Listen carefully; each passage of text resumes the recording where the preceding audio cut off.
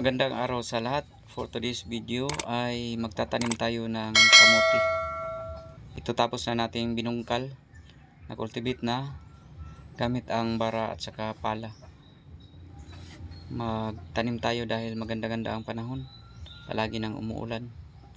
At may available na tayo na binhi ng kamote.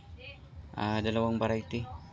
Yung orange, parang carrots, at saka yung puti. Ang puti ay pula-pula yung ang kulay ng kanyang udlot. Ito. Pwede din nating magulay ang talbos. Ayan. Ang talbos nito ay panggulay.